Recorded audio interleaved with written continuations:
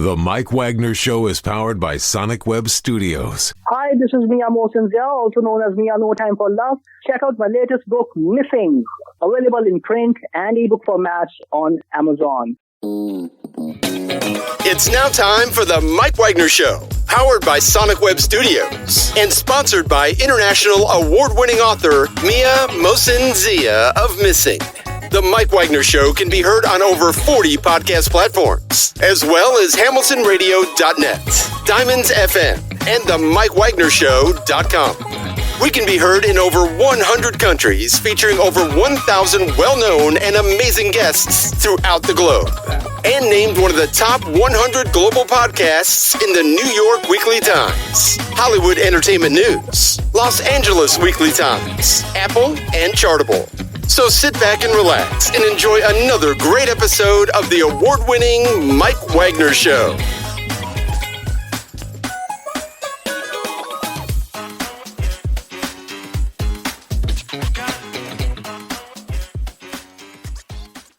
Hey everybody, it's Mike from the Mike Wagner Show, powered by Sonic Web Studios and brought to you by official sponsor of the Mike Wagner Show, international warring author Mia Mosinzia Missing, available on Amazon and paperback and ebook. We're here with a terrific band out of Portland, Oregon, Asian American group, founded by its leader Simon Tan. He joins us here along with joexjiang, and the band name originates from an effort of an appropriation, a source of legal battle back in 2019 in matalvstam in Supreme Court, and deeply involved with the Asian American community and racial justice work. They also got some music out there, which is Slanted and American Rock Opera, the band who must not be named, and also Slanted Eyes, Slanted Hearts, and also something slated this way comes, and the Yellow Album. And a new album is out called The Band Plays On, featuring the title track, What Will People See, Advocate. We'll be playing Family at the end of the audio interview as well, and live, ladies and gentlemen, from the Plus Studios in Portland and Cincinnati. So find out which one they're coming by here and talking about the album The Band Plays On and their amazing history. Ladies and gentlemen, we've got the Slants, Simon Tan, and joexjiang. Guys, good morning, good afternoon, good evening. Thanks for joining us today. Hey, thanks so much for having us. Well, it's great to have you on board, guys. So Joe, just wanted to have you get started as well too, and you guys been in business for quite some time, founded in 2006. And before I get to you, Simon, Joe, tell us how you first got started. Music? Yeah, or just go way back, like way back machine. Oh yeah, no, I was born in China a long time ago, and fell in love with music somewhere along the way, past the point where I was forced to piano as a kid. And just before I discovered like rock and roll, like I was really into 90s R&B and hip hop back in the day. I picked up a guitar, decided that I want to try to learn as many songs as possible, and then decided that I wanted to write my own songs. So it took a little while to get any kind of traction, like most people know, and actually most people know it's pretty much impossible to really have traction. So I got really lucky, met Simon back in 2015, joined his band, and have been working on music with him ever since. That's amazing. How did you guys first meet? I auditioned, this is a job application here. It's not just that. I had to audition through a pretty rigorous application. It was many pages of questions and answers, and then multiple, interviews with the band, an audition itself, and then Simon definitely knows how to run a business more so than anything else. He knows how to run a business, where most of the bands I've been in, we have absolutely no sense of business at all. So it was really interesting to actually go into this band like it's a business and being like, okay, well, I need to know the songs before I show up. Oh, I need to actually know what answers to give when the band talks to me. It's not just hanging out and getting high or something and jamming afterwards. It's like literally like, oh, I have to answer these questions correctly. So that was the initial process. And then later on, I was like, oh, okay, there's still more human aspects to it, and you can still have fun and play music. But that's how I joined the band. That's interesting. And what was the one precise moment that simply influenced you into the rest of your career? What was that one moment that simply just lit a light bulb in you? The rest of my career, I mean, when I first heard Radiohead, I was like, I want to do this. I mean, that was probably like a pre-joining a band environment. But then I would say with the slants, let's just go with the slants. Within the time that I've been in the slants, which was back in 2015, 16, I think it was just going to like a gig where we had absolutely no like there was no audience there. There's like maybe 4 people. And oh my goodness. Being like, let's put on the best show we can.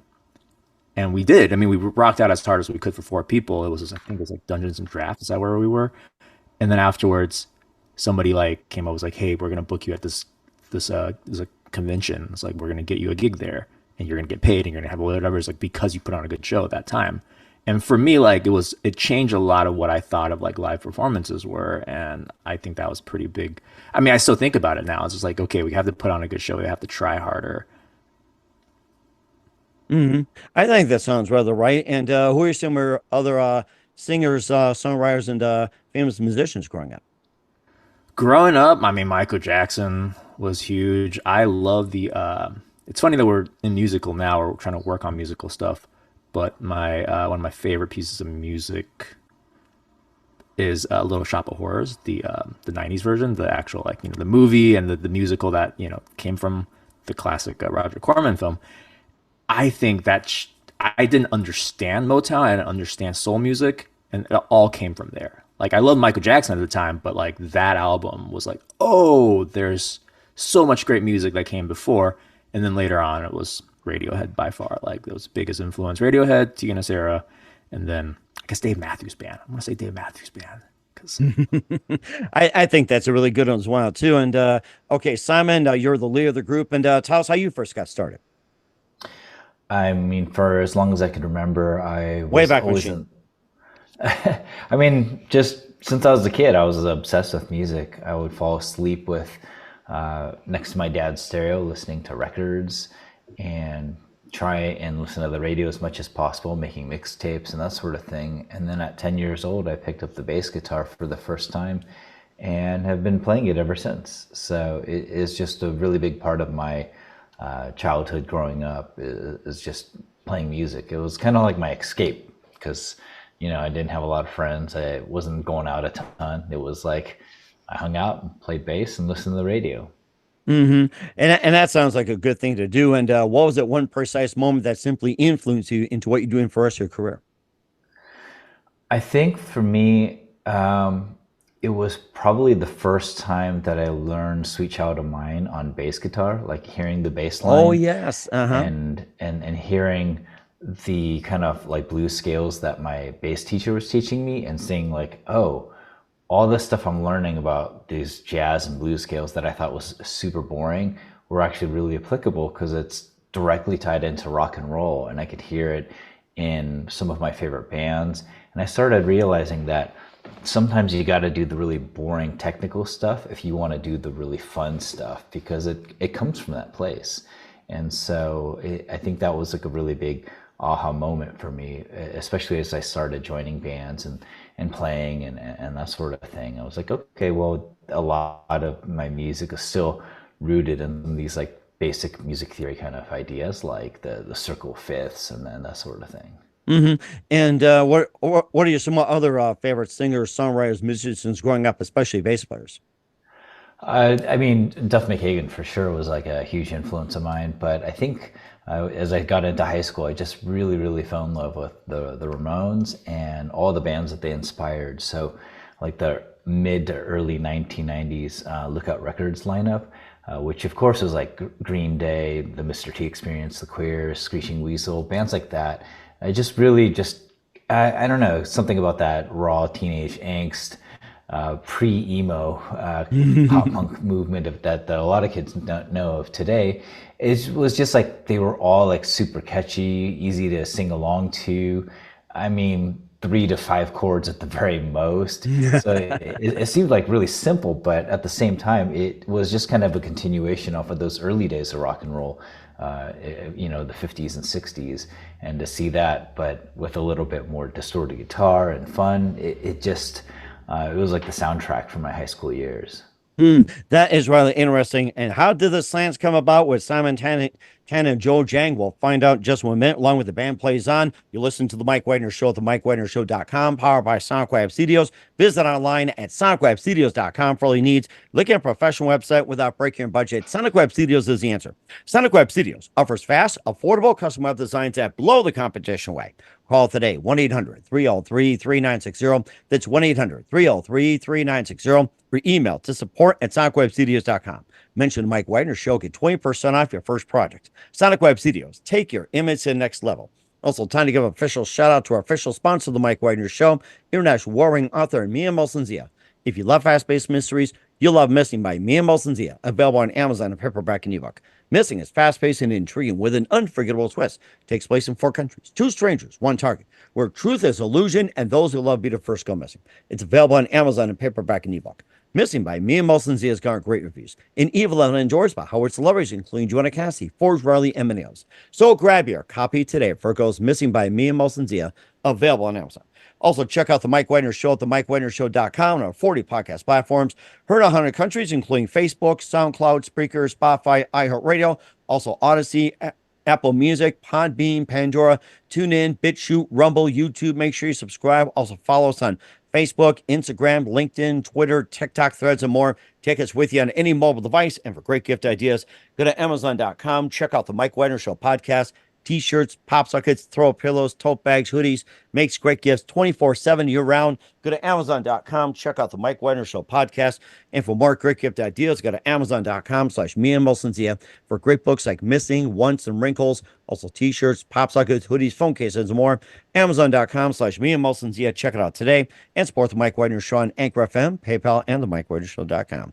We're here with Simon Tan and joexjiang of the Slants here on the Mike Wagner Show, based out of Portland, Oregon. And before we talk about the band plays on, and there was an interesting case that got a lot of attention in the Supreme Court. But first, let's talk about how you guys all got started, formed, and everything else. So the history of the band, let's just go way, way back.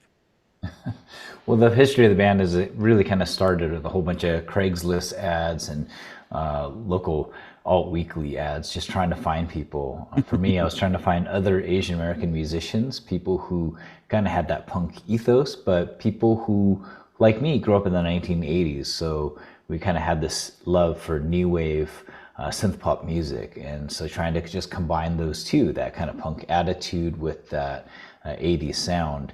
And once we got a lineup together, that was early 2007, within a few months, we had our first album out and we were on the road. And so we were just kind of touring ever since then, playing everything from dive bars and punk shows to anime conventions and anything else that we could find that would provide a stage for us. That is rather interesting. And of course, Joe, if you want to jump in, feel free to do so as well. Oh, that was the Simon story there. I wasn't in the band for the first nine years. Yeah. Wow. We're old. I forgot to ask you about that lengthy questionnaire you had to fill out, the application before the interview. What are some of the questions that you had to answer? It's like it can be unusual or whatever. Oh, no, it's actually, timing wise was really interesting too, because I was a vegan for many years prior to joining this band. My band in Eugene that I still play with, most of those guys were vegan at the time, if not still vegan. And so I was a vegan for like years, and then right before joining the Slants, I had just started to eat meat again. And so like one of the questions for the Slants to go on tour, what are your dietary restrictions? And it felt like the question was like, if you don't eat the type of food that we eat, you may not join this band. So I was like, I'm willing to eat anything, because I grew up eating meat and I was all willing to do it. But it was one of those things where it's like, nobody asked that question, right? Like, I don't really think about asking that question. I guess maybe you do, but anyway, so that became a thing later on where I kept saying like, I'm a vegan, or I have like vegan, dietary things, but I'm like the one eating the tomahawk steak or something. Oh my God, it makes me hungry already. Right. So the worst vegan ever. But like, that was one of those questions. I think in general is more like, can you tour? Are you willing to like, say, put personal life on hold for certain things? Like, are you willing to be on the road for half the year or however long it is? And we have been on the road for half a year when I joined the band, at least. This is the latter days of the band. So like the idea of being on the road for that long not being with the significant other. We're having to deal with, other responsibilities, work, whatever else. Like those were all questions. I'm sure there were like technical questions about playing music, but I think No, there wasn't a lot of technical questions, but I think for us, we wanted to make sure that people who came on board had similar goals. Like, what is it that you actually want to do? Because I think so many people just get together and join a band thinking like, hey, let's play some music, but they don't really have the same direction in terms of like how often they want to be on the road for, how often they want to be, cutting a record or that sort of thing. And for me, having been through many different band members where the expectations didn't really line up with what we were doing, it oftentimes became a point of frustration. So we just tried to address that as soon as possible, as early as possible, so that we're not wasting anybody else's time and they're not wasting ours. Of course, it doesn't always end up perfectly. Like, I mean, sometimes people evolve and change and the band's needs change too. But I think that was the original intention of that, and just kind of weeding out people who weren't going to be really, really serious about it or treat the band seriously versus those who are going to try a little bit more and put some thought into it. Mm-hmm. Yeah, he also talked about the whole thing with food or something. Maybe you think of Pink Floyd. If you don't eat your meat, you can't have any pudding. I mean, the funny thing is, a little while after Joe joined, we did have a band member who joined who had pretty significant dietary restrictions. Oh, wow. We just made it work. We're going to try and be accommodating, but I think that question was really to be like, how flexible are you, especially if like the schedule's really tight and we don't always have the ability to be able to stop for everyone, or to make sure that that people could be kind of happy in any situation. Like there were a number of shows where we would go and we would be hosted by other people, and if they're making us dinner, we want to be able to like that's a good point. Culturally it's really important for us to be able to like accept what is given to us. So just that sort of thing. Yeah, and also like if you actually have a relationship with people like over the course of many years, if if the band really sticks together for it, it's like going on a dating app and selecting like dietary restrictions on a dating app, or meeting somebody that you're going to be spending your life with. You're like, you probably want to know, like, are we going to be able to share dinner together? And like even like when Simon brought up like having band members that had dietary restrictions, it did cause issues. Like, we wanted to be supportive, but it's like if you feel bad sometimes where you're like stuck in the middle of nowhere and the only food you can eat might kill that person. And you're like, right, yeah, we just want to stop off at like this crappy restaurant and eat the garbage food, but like we're all hungry and it's going to be great. And that guy's like, oh no, I'm going to be on the toilet the whole night afterwards. It sucks. I feel bad for that person. Like, but that's kind of where you just have to know like what your limits are and if you're willing to still do it. And most bands, I would say, like, as much as you dream of touring, a lot of bands find out they're not meant for touring. Right, yeah. And of course, all depends on a lot of things. I mean, look at the number of breakups, fights, and everything that you often read in the news. And then later on, so many legendary bands, fight all the time. It's like, you're right, how are they going to handle the touring and everything? So that's a lot to consider as well, too. And of course, you also guys made news being in a Supreme Court battle over an effort to reappropriation of the name The Slants. It was in 2019. Matal versus Tam in Supreme Court, and Judge Ginsburg, presided the case. That was a big story for you guys.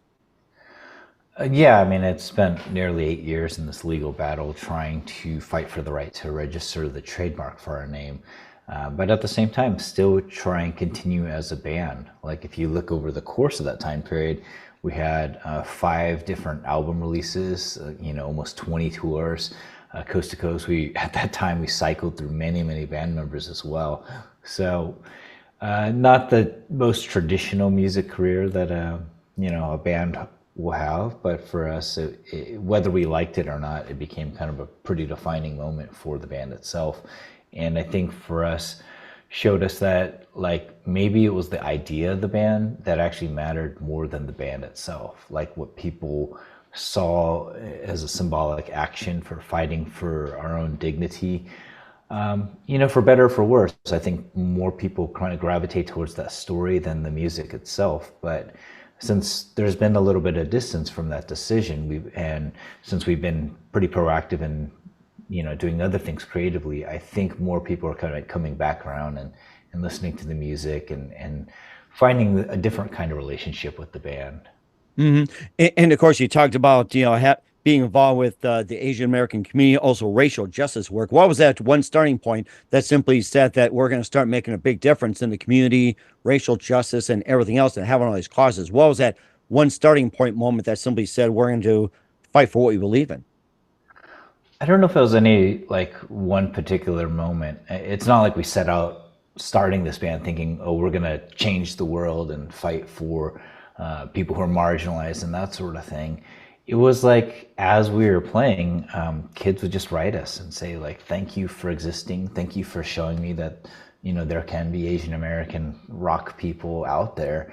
And then as we continued on, we would get asked to join certain campaigns, either, to fight bullying in schools, because Asians are some of the most bullied kids in American schools, or to do like a community fundraiser or the other things. And as we just continued plodding along, it just became more and more this realization that whether we liked it or not, we were going to be judged by our actions. We were going to be judged as, representatives of our community. So we needed to really step it up and make sure that we knew what we were doing, that we knew what we were talking about.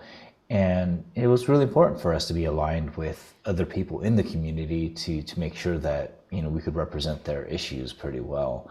And, I know we're not always the perfect guys to do it, but it was one of those things that we just continued to learn along the way. And I think, these days, since we started our nonprofit and foundation, we find ourselves in that work even more than when we were actively touring.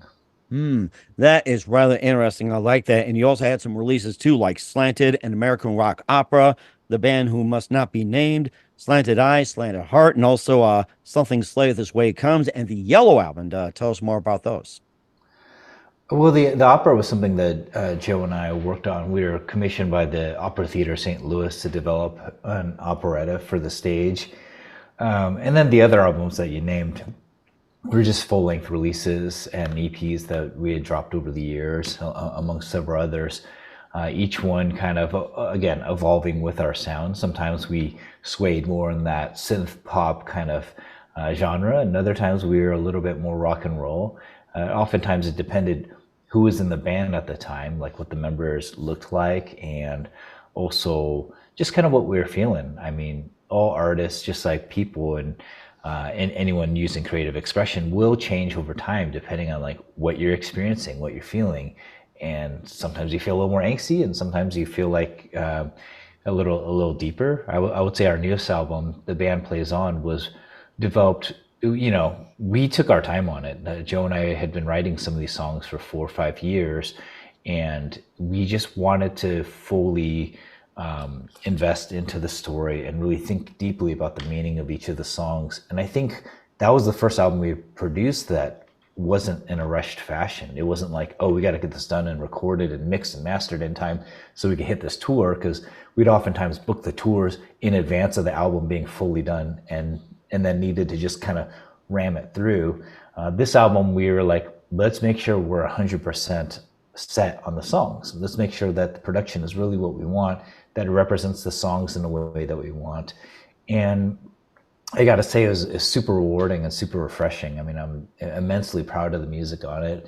And I think for me, it really represents a big core of who we are. Yeah, actually, with the foundation that we have too, which is about bringing together, people in our community, artists, helping other artists, and also like learning from other artists. The album is literally a representation of that, where we brought on our co-board member Bao as our producer on the album, and then we brought on all these artists that we've come to know from the foundation, and they are the voices of this album. And so, like, again, we're trying to still combine both what we want to do, which is just to write songs and make music, and then also what the foundation's trying to do, which is to bring people together and to support each other. And so, like, it worked out pretty well. Yeah. And so it's sometimes a little bit humbling, and I think eye-opening to think that you can write something that is extremely personal to you, and sometimes it's not your own voice that's the best vehicle for expressing that.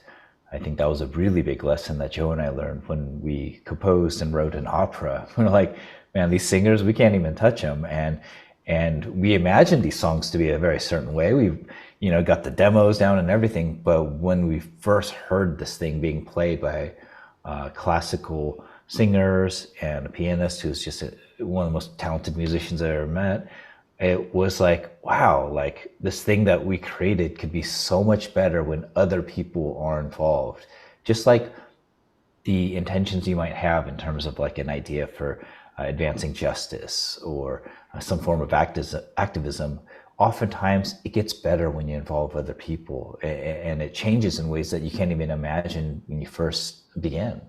Mm-hmm. And certainly does as well too. We'll talk with the Slants, JoexJiang, and also Simontam with The Band Plays On, and more of the music in just 1 minute. You listen to The Mike Wagner Show at themikeWagnerShow.com, powered by Sonic Web Studios, and brought to you by official sponsor of The Mike Wagner Show, international warring author Mia Mosensia. We'll be back with Simontam and JoexJiang of the Slants after this time out. The Mike Wagner Show is powered by Sonic Web Studios. If you're looking to start or upgrade your online presence, visit www.sonicwebstudios.com for all of your online needs. Call 1-800-303-3960 or visit us online at www.sonicwebstudios.com to get started today. Mention The Mike Wagner Show and get 20% off your project. Sonic Web Studios. Take your image to the next level. Hey everybody, my name is Forbes Riley, and I'm an American actress and a TV host. And I was delighted when I got my copy of Missing, which is Extraordinary Relation of Ordinary People based on a real life relationship. It's well written. It's amazing. It talks about a man who has lost his wife and his daughter, and it's very well done. I'm going to highly recommend that you go get your copy of Missing. It is a powerful, exciting read. Mr. Mian Moshe Zia. He is the author of Missing. And I want to give a big shout out and a kiss all the way halfway around the world to my dear friend. Check him out at Mia's website. It's called www.miamoshenzea.com. Missing, available on Amazon. Again, I'm Forbes Riley, and I will see you again soon. Bye-bye. Hey, this is Ray Powers, and boy, are you in luck. Right place, right time. Tuned in to The Mike Wagner Show. You heard me. We're back with Simontam and JoexJiang of the Slants here on the Mike Wagner Show, and let's continue with The Band Plays On. You talked about the title track. There's also a few others we'll cover, like What Will People Say, Advocate, Drifting Pages, This Is Who We Are, and tell us more about those songs and what inspired you to write, and also we'll be airing Family as well, too, and a bit more about that. I think our idea for this album really kind of came about in a long way. Like Joe and I were working on a Broadway musical and writing songs to kind of tell our band's story. And then I can't remember exactly how it came along. I think Joe suggested like the idea of a concept album that really dove deeply into our story, and who better to tell our story than ourselves and through our own songwriting process. So each of the songs actually represent a different moment in our lives, that, whether our personal lives or the lives as a band, because oftentimes it just kind of intermingles. And so each deeply personal moment is just expressed through a song, and sometimes people interpret it in a very different way because they see themselves in it. For example, I think one music reviewer said that the song Advocate is about being tired of touring constantly on the road. And that's not the case at all.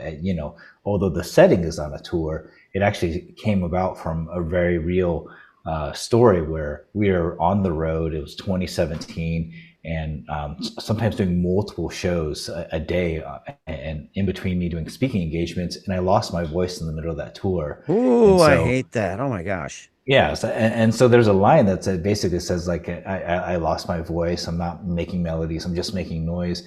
But my biggest frustration all along was that, I was in the midst of this major legal battle. I was in the midst of just trying to tell our band's story. And I oftentimes felt like I didn't have the agency to tell our story because I wasn't the lead singer, I wasn't the lawyer. And it was like, where did I have that agency? Where could I actually seize that? I always relied on an advocate, on somebody else to sing those songs, to say the thing that I wanted to be said in a courtroom. And so that was like my kind of cry, my need of like need an advocate.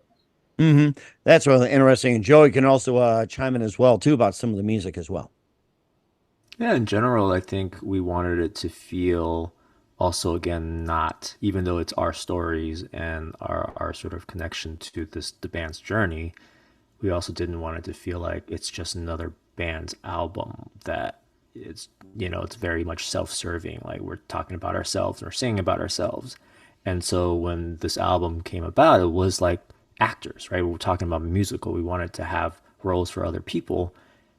At the same time, it benefits for every song to have a different voice, for that voice to have meaning on its own, right? Like instead of like a dude singing every song, all the perspectives from this dude from the band, experiences. It's like, oh no, now we're bringing somebody else who's an incredible singer. Like one of the songs actually I wrote, which was about, this was after one of the school shootings, which like, you're so numb to it after a certain point.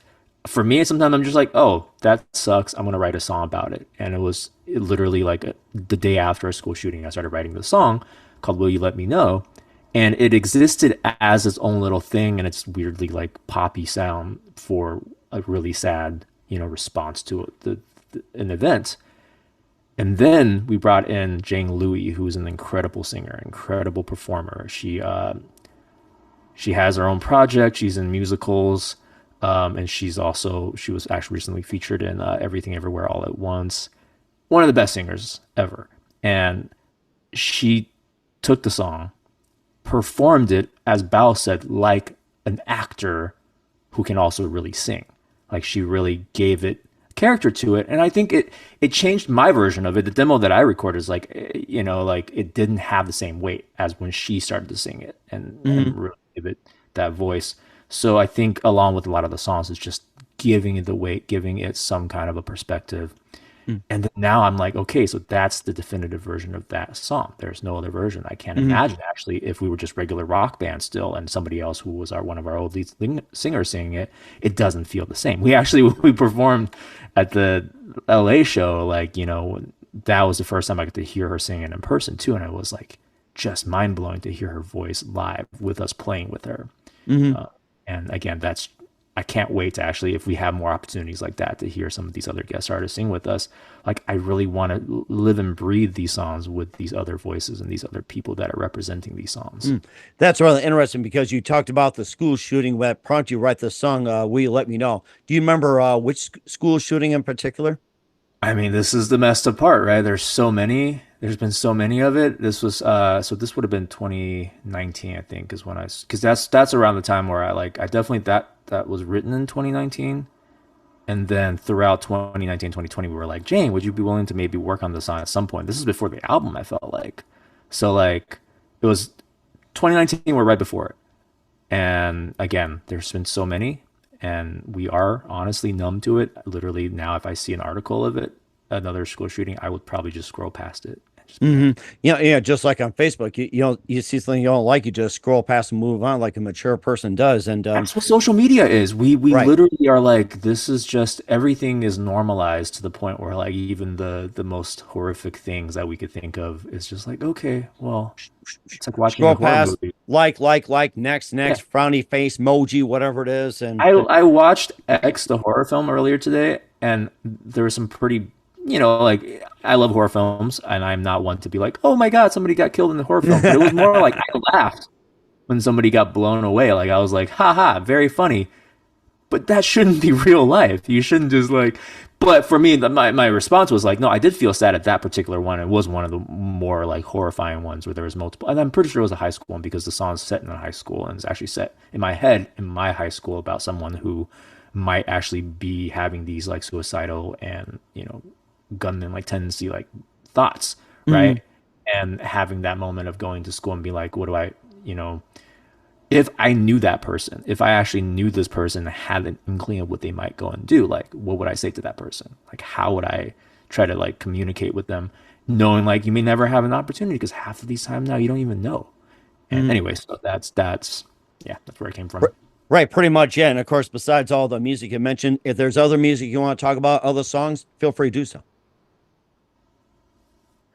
I mean, I think the overall, what was really special about this project is that, like Joe was saying, like when you hear other people's voices start singing those songs, it's like almost like those songs are no longer ours. They're embodied in a different kind of way, and it just reminds me of what I hear all the time through our foundation, like this younger generation will write saying like that they're really inspired by something our band did or that sort of thing, and maybe they see parts of our story in ways that I don't see, or that we, when we're living through it, it's very hard for us to like fully understand and experience. But that really shows the power of community and art, that when people can see themselves in your work, and they can see themselves in your music in some kind of way, and it allows them to learn something about themselves, it's a really powerful thing. And that's one of the things that I just really love about running this nonprofit, that we get to just meet and invest in so many artists, and to be able to collaborate with them on our album. The reason why we call it The Band Plays On in many ways is like our band, even though we actually kind of disbanded and stopped touring in 2019 for any kind of reasonable effect, our band continues to play on through our foundation, through this other generation, through other artists who pick up a new guitar or a synthesizer or some drumsticks, and they begin taking up the beat and writing their own songs. That is rather interesting. I like that. In the meantime, where can we find all your music at, including your latest? You can go to theslants.com for just about anything related to us, and of course, all the usual spots from Spotify to Tidal to Apple. But for folks who want to have one of the limited edition vinyl records, theslants.com is the only place to get it right now. All right, we'll certainly check that out. Once again, we're with simontam and joexjiang of the Slants here on the Mike Wagner Show, and just a few more things here. What else can we expect you guys in 2024 and beyond? Well, I think Joe and I are going to continue, touring and telling stories and doing presentations. So while the band isn't touring as a rock band anymore, Joe and I will oftentimes share our music through acoustic storytelling sessions, and we kind of just share the message of the band while bringing some additional light to the work of our nonprofit. We're also composing a musical theater show right now, which is going to play at the No Theater Cincinnati later this fall. And if we do a full band show, it's going to be pretty rare. It might be one or two of them at 2024, but the reality is it's so hard to do that now because we live in multiple different states, right. And everyone has their own lives now, and we've all kind of moved on. But while we deeply are connected with them and we love them, and we're great friends, everyone's just kind of doing their own thing now. And so the work of the band is really living through the nonprofit and through the voices that we're helping to foster, that just kind of really work at that intersection of culture and civic engagement. Okay, well, that sounds... Go ahead. Go, Joe. I'm sorry. I want to shout out the music video for the song "Family" that we shot and made 2 months ago. It actually features a semi-mini reunion tour that we did with the former lineup that I most wanted to see live of the Slants. And it was really incredible to have all these former band members get together, and not only get together, but actually break bread and hang out for more than just a quick show, right? Actually go on a tour, play Seattle and then play Portland and play LA. Several of the members made it down to LA to play a show. And I think one of my favorite things about it was, again, I wasn't in the Slants at that point. All those members outside of the drummer, Tyler, I didn't get to actually really play with or meet. And I love playing music with other people. And to see this old, the version of the band that you see in the Supreme Court presentation or whatever, talking about this band that's racist to Asians or whatever. It's no, these are the guys. These are the real guys that were that band that actually traveled the country and did this thing and were punk rock.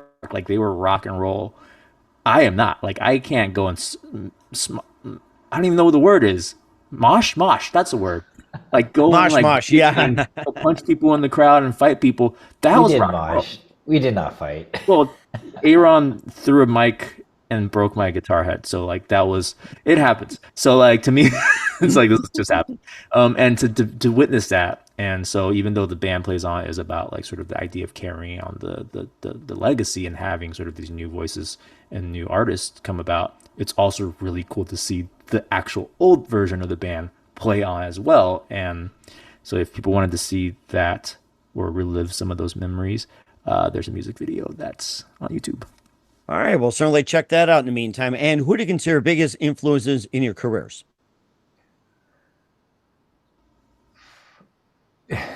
Simontam is my biggest influence. He might be my boss, but he's also my mentor, and he's the only person that's actually paid me to play music. Literally the only person, and outside of my friends, I'm probably the only person that I know that actually makes money playing music, and it's because of Simon. So like, I would say Simontam. Thank you, but I don't know if that's a real answer. I mean, I think there's just so many great folks out there for so many different reasons, and I think we've been really lucky to meet so many people along the journey who've taught us something that we could pick up along the way. From fellow band members, as Joe mentioned, to working with people like Val on this album, who I learned so much from. But also, the people I think that inspired me to pick up the bass or to write songs to begin with. They do it in so many different ways, and sometimes it's a very surprising, a surprise influence that people think is totally left field. Like, I mean, one of our songs is inspired by Dolly Parton, because I think she's just really embodied this ability to tell stories through her songs, just like Bruce Springsteen or some of the other greats.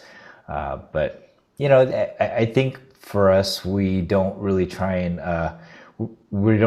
judge by the genre of music. For me, I'm like, what's their story? What's the soul? What can we pull from this that I could see myself in?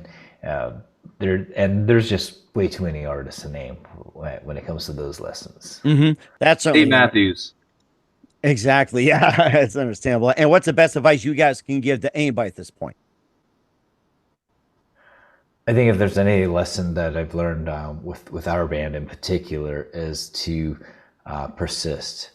That so many people worry about the talent and the skills required to play music, and I would say don't let that stop you. I mean, I'm a very mediocre bass player, and somehow it worked out for me. And I think a lot of it is due to the fact that I just continue to persist. We have been able to win our case or start this nonprofit had we not just been so determined to see that outcome through and to persist through it. That's what allowed us to really be successful, I think, in a ways that I probably couldn't have imagined as a kid growing up who just dreamed of doing this. Mm-hmm. And certainly do. And Joe, what's the best advice you can give to anybody at this point? I mean, that's actually the lesson that I learned from Simon. That's if I ever to make a documentary about Simontam, that is the lesson. That is someone who, against all odds, did the thing that he really wanted to do, right? And whether that is to play music, if you're not the most talented musician, to win a legal case when you're not a lawyer, like that literally is what I learned from him. And I mean, there's still part of me that says like, yeah, you should probably try a little harder. And if you might not be the best at something, pick your lane. But if you really want to do what you want to do, if you really believe that you have something to offer to that world, whatever the art is, whatever the field you want to do, the persistence, like that is literally what I've seen win. Okay. Simontam. That is certainly amazing as well. Once again, we're with Simontam and JoEjiang of the Slants here on the Mike Wagner Show with the band plays on. Guys, a very big thank you for your time. You've been absolutely fantastic. Learned a lot from both of you. Looking forward to having you soon. Keep us up to date. Keep in touch. Live happy back. Once again, what's your website? How do people contact you? Where can people purchase or check out your works? And theslants.com. And of course, please check out our nonprofit, theslants.org. We do fund, mentor, and provide resources for artists, especially Asian American artists. So That to me is our life's work now. It's something I'm very passionate about. And so for anyone who's interested in finding their voice through art, whether it's music, theater, film, or anything else, check out theslants.org.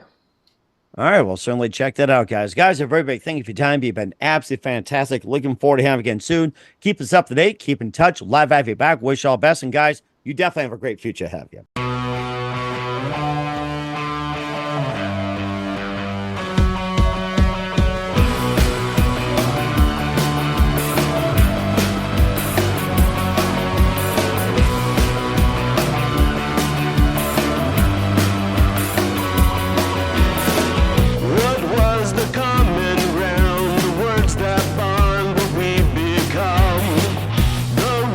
Traveled on the storms we've come from town to town.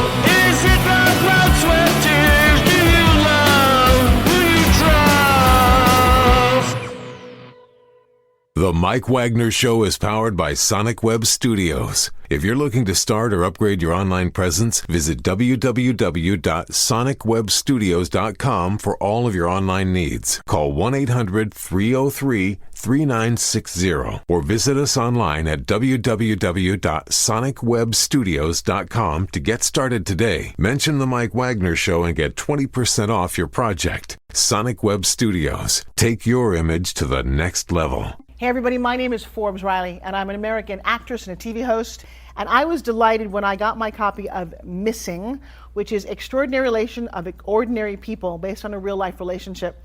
It's well written. It's amazing.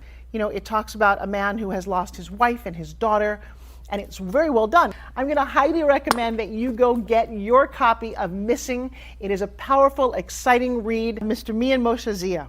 He is the author of Missing. And I want to give a big shout out and a kiss all the way halfway around the world to my dear friend. Check him out at Mia's website. It's called www.miamoshenzea.com. Missing, available on Amazon. Again, I'm Forbes Riley, and I will see you again soon. Bye-bye.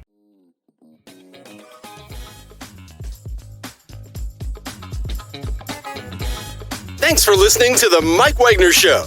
Brought to you by international award-winning author Mia Mohsen-Zia of Missing. And powered by Sonic Web Studios. Be sure to join us again on over 40 podcast platforms. And of course on the MikeWagnerShow.com, HamiltonRadio.net, and Diamonds FM. Don't forget to support our program with a generous donation at the MikeWagnerShow.com. Thanks for listening.